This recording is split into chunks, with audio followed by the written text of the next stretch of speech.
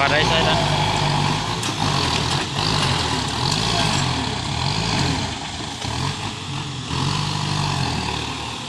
เขาสู้ซองพิทักษ์รถไทยสายโหดอีกเนาะสปปลาว EP 2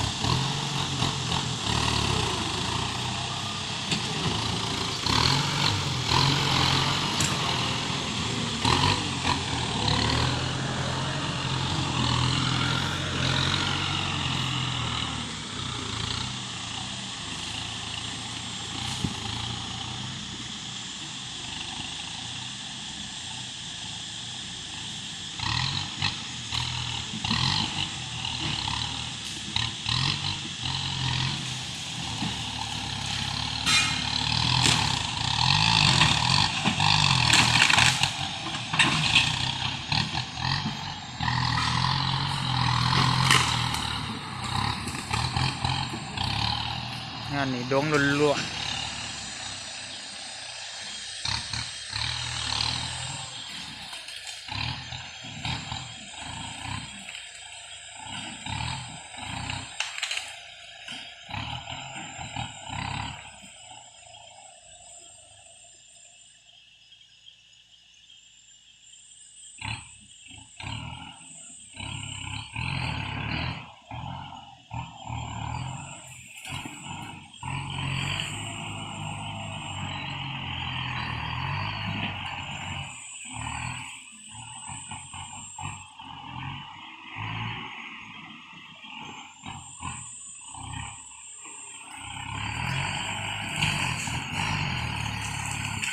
95ก็เพี้ยวได้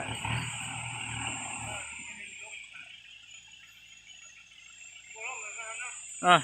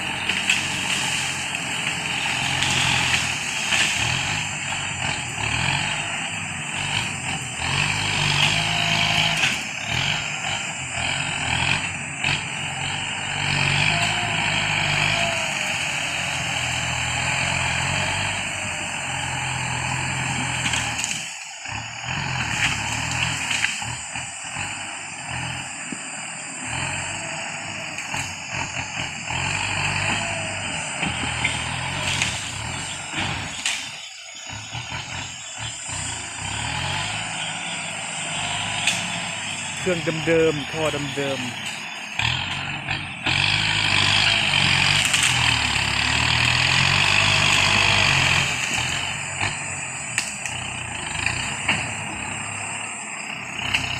ดันไฮหนึ่งแรงเหลือ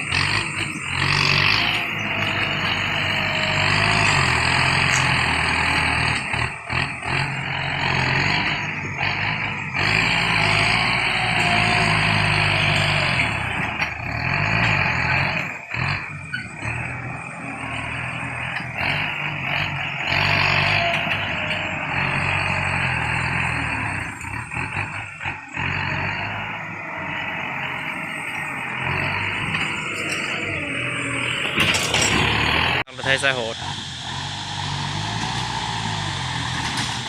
แห้งโมแห้งก็เบิ่งเอาเนาะ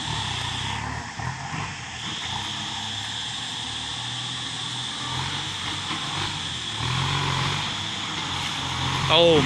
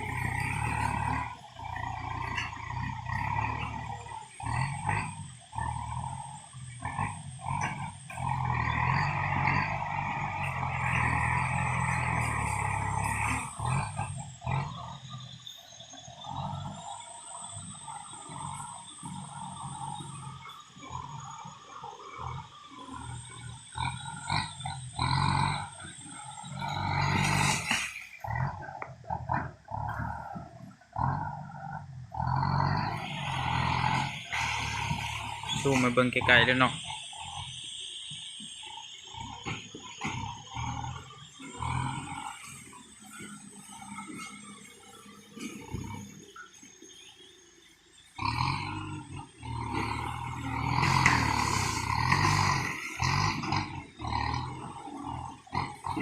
ถ้ารถมีกันส้นตามกฎหมายมันก็บ่แม่นเรื่องยากเนาะ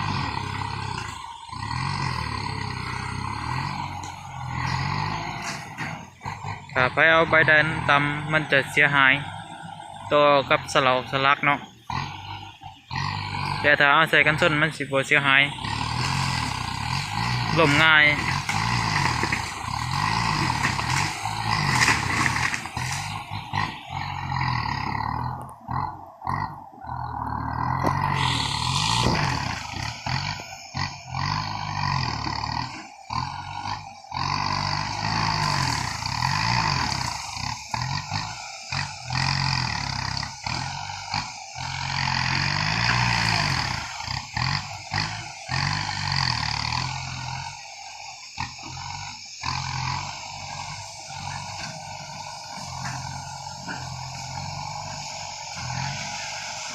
ลมเป็นต้นไม่น้อยเด้อ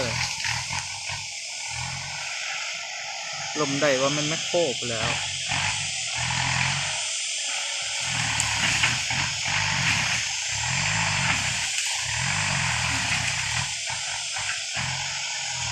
บ่ต้องคูนดินบ่ต้องตัดหากตำกระลง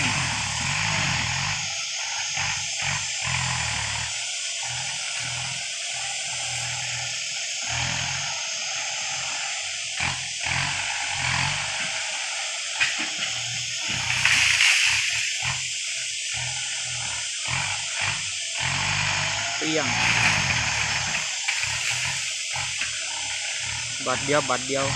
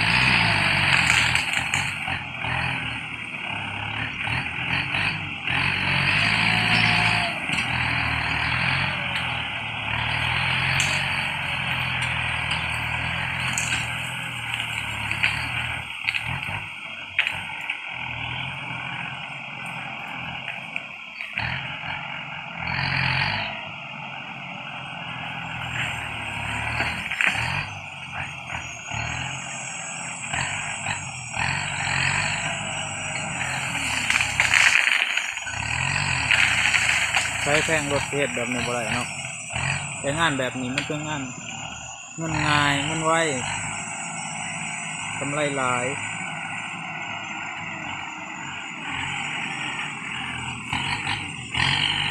เอาเสียงลุกคืองานเฮาดันหน้าเนาะ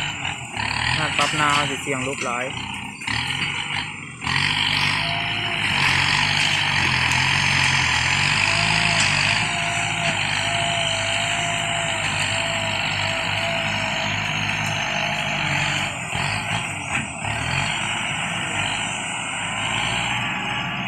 แต่มันก็อยากแค่รถเน้องงานแบบนี้